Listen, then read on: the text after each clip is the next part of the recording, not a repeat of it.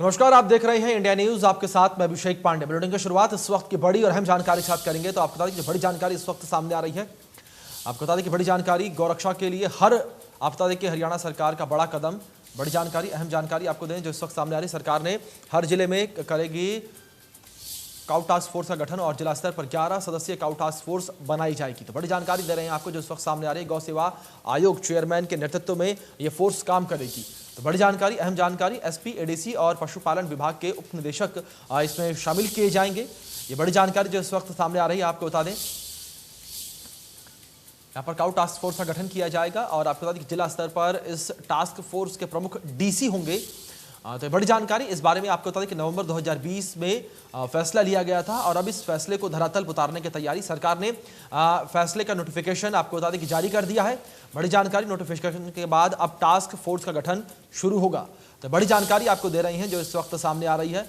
और आपको बता दें कि जिस तरीके से जिला स्तर पर इस टास्क फोर्स के प्रमुख डीसी होंगे, वहीं आपको बता दें कि नवंबर 2020 में सरकार ने फैसला लिया था और अब इस फैसले को धरातल पर उतारने का काम सरकार की ओर से शुरू कर दिया गया है और सरकार ने नोटिफिकेशन भी अब जारी कर दिया है। नोटिफिकेशन के बाद टास्क फोर्स का गठन शुरू होगा। बड़ी जानकारी दे रहे हैं आपको जो इस वक्त सामने आ रही है।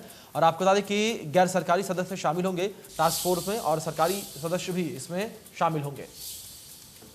जिला स्तर पर इस टास्क फोर्स के प्रमुख आपको बता दें कि डीसी होंगे। सारी रिपोर्ट उनके माध्यम से ही सरकार तक पहुंचेगी। उन तक पहले जिला स्तर की रिपोर्ट पहुंचेगी, उसके बाद सरकार तक जो पूरी विस्तृत रिपोर्ट है वो पहुंचेगी। तो बड़ी जानकारी, अहम जानकारी आपको दे रही है जो इस वक्त सामने आ रही है।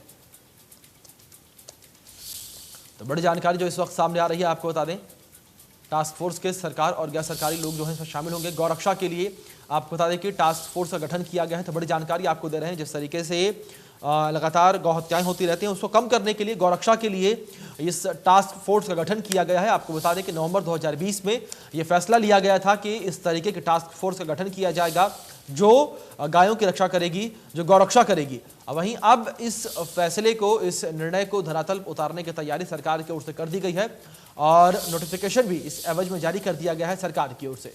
तो बड़ी जानकारी आपको दे रहे हैं जो इस वक्त सामने आ रही है। तो आपको बता दें कि जिला स्तर पर बनाई जाएगी काउ टास्क फोर्स और जिला स्तर पर टास्क फोर्स में 11 सदस्य जो हैं वो काम करेंगे, वो होंगे। नवंबर 2020 में सरकार ने ये फैसला लिया था।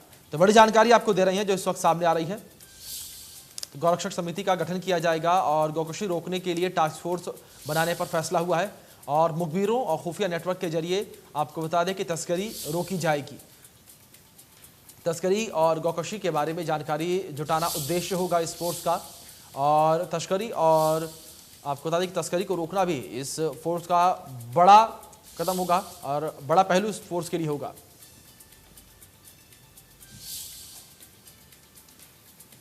तो गौकशी रोकने के लिए भी आपको बता दें कि इस फोर्स का गठन किया गया है, गठन किया जाएगा। तो बड़ी जानकारी आपको दे रहे हैं जो इस वक्त ये सामने आ रही है। बड़ी और अहम जानकारी,